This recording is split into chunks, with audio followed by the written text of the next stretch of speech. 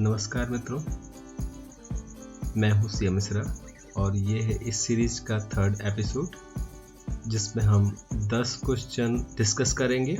ये बहुत ही important questions हैं जिन्हें बहुत ही छानबीन के बाद सेलेक्ट किया गया है और पूरी संभावना है कि जो अपकमिंग एग्जाम्स हैं उनमें इससे बहुत सारे फैक्ट्स आपको मिल जाएंगे। तो शुरू करते हैं। पहला क्वेश्चन है, निम्न में से कौन एक जिला कार्यात्मक रूप से साक्षर भारत का पहला जिला बन गया है? ऑप्शंस हैं ए एर्नाकुलम केरल, बी मंडला मध्य प्रदेश, सी पटना बिहार और डी कानपुर उत्तर प्रदेश। आंसर है बी मंडला मध्य प्रदेश। मध्य प्रदेश का आदिवासी बहुल जिला मंडला भारत का पहला कार्यात्मक रूप से साक्षर जिला बन गया है। 2011 के सर्वेक्षण के दौरान मंडला जिले में साक्षरता दर 68% थी। कार्यात्मक साक्षरता में पढ़ने और लिखने के कौशल को शामिल किया जाता है जो दैनिक जीवन और रोजगार कार्यों के प्रबंधन के लिए अति आवश्यक होते हैं। नेक्स्ट क्वेश्चन है, संयुक्त राष्ट्र संघ ने किस दिन को डे ऑफ 8 बिलियन के रूप में नामित किया है? ऑप्शन है ए 15 नवंबर 2022, बी 1 दिसंबर 2022, सी 31 दिसंबर 2022 या डी 1 जनवरी 2023। आंसर है ए 15 नवंबर 2022। संयुक्त राष्ट्र संघ ने 15 नवंबर 2022 को डे ऑफ 8 बिलियन का नाम दिया। वर्ल्ड पॉपुलेशन प्रॉस्पेक्ट्स रिपोर्ट 2022 के अनुसार 15 नवंबर 2022 को विश्व की जनसंख्या 8 अरब तक पहुंच गई। 7 अरब से 8 अरब के आंकड़े को छूने में केवल 11 साल लगे। नेक्स्ट क्वेश्चन है, कौन सा राज्य भारत का पहला डुगोंग संरक्षण रिजर्व स्थापित करेगा? Option A Uttar Pradesh, option B Maharashtra, option C Karnataka, option D Tamil Nadu. Answer है ऑप्शन डी तमिलनाडु। डुगोंग को समुद्री गाय भी कहा जाता है। ये शाकाहारी स्तनपायी जीव होते हैं और इनका वजन 300 किलोग्राम तक होता है। भारत में मन्नार की खाड़ी, कच्छ की खाड़ी, पाक की खाड़ी और अंडमान तथा निकोबार द्वीप समूह में ये बड़ी मात्रा में पाए जाते हैं।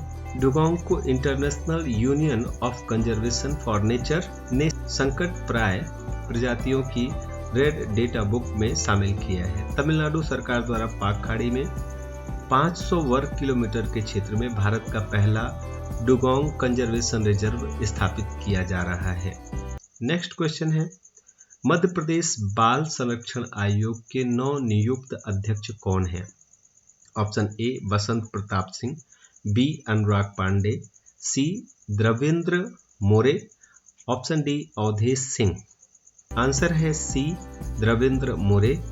मध्य प्रदेश बाल संरक्षण आयोग में अध्यक्ष का पद लंबे समय से खाली था। सरकार द्वारा द्रविंद्र मोरे को इस पद पर नियुक्त किया गया। उन्हें 3 साल के लिए अध्यक्ष नियुक्त किया गया है। आप बुरहानपुर के निवासी हैं। नेक्स्ट क्वेश्चन, केंद्रीय वित्त मंत्री निर्मला सीतारमण ने बजट 2023 को किस नाम से संबोधित किया? Option A Amrit budget, B Saptarishi budget, C Panchjan budget, D Harit budget. Option B Saptarishi budget answer है।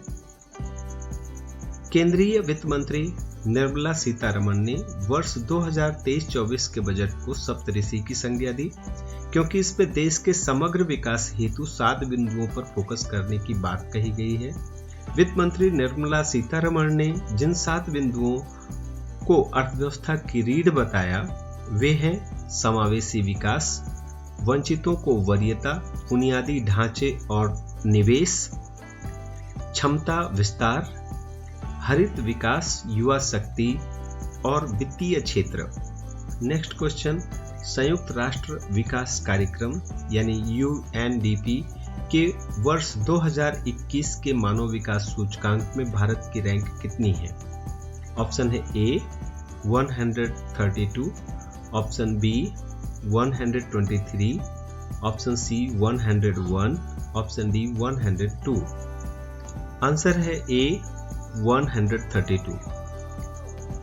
8 सितंबर 2022 को जारी संयुक्त राष्ट्र मानव विकास सूचकांक 2021-22 में भारत 191 देशों की सूची में 132वें स्थान पर रहा।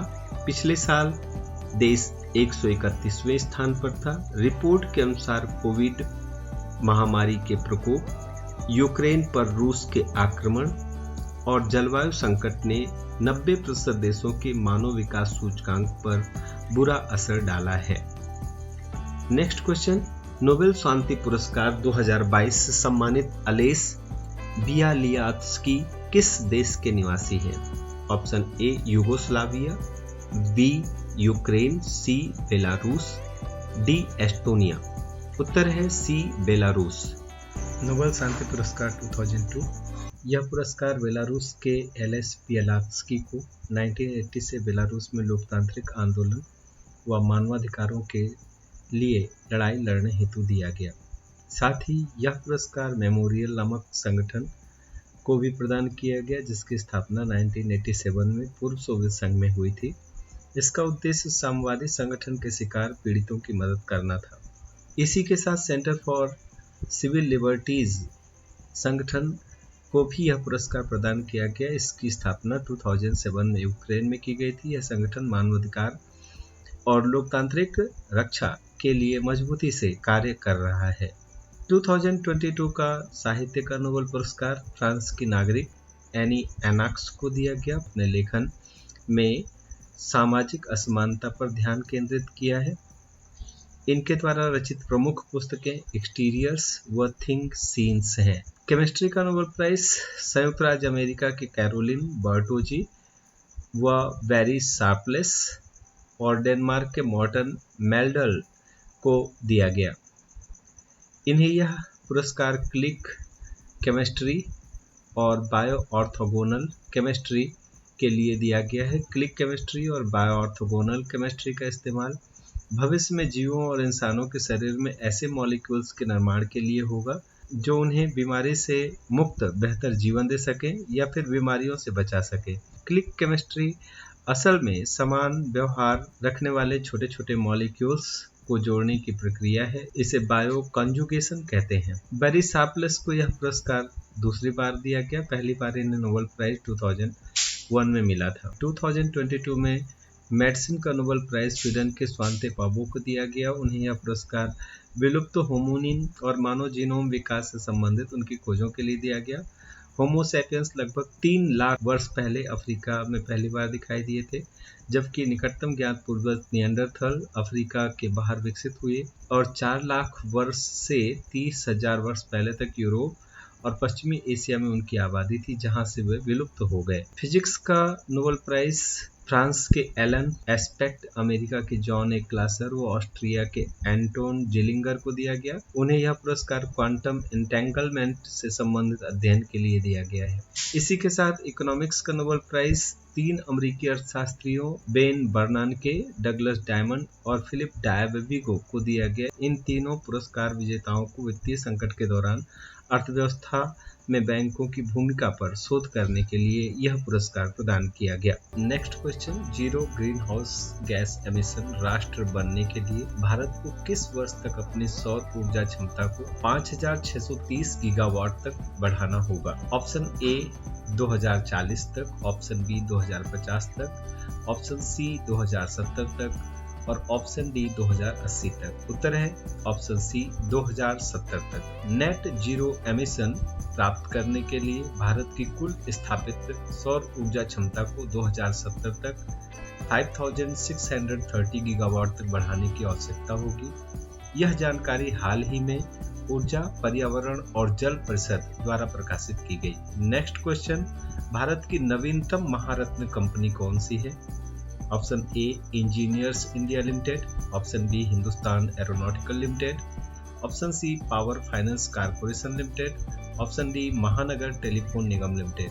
आंसर है option C power finance corporation limited. केंद्र सरकार ने सार्वजनिक क्षेत्र की company power finance corporation limited को महारत्न का दर्जा दिया। इसके साथ ही महारत्न कंपनियों की कुल संख्या 11 हो गई है। अन्य महारत्न कंपनियां इस प्रकार हैं: Bharat heavy electricals limited BHEL, coal India limited CIL, GAIL India limited GIL, Indian oil corporation limited IOCL, NTPC limited, oil and natural gas limited ONGC, Bharatiya Ispat Pradhikaran limited SAIL, Bharat petroleum corporation limited BPCL, Hindustan petroleum corporation limited HPCL, power grid corporation of India limited.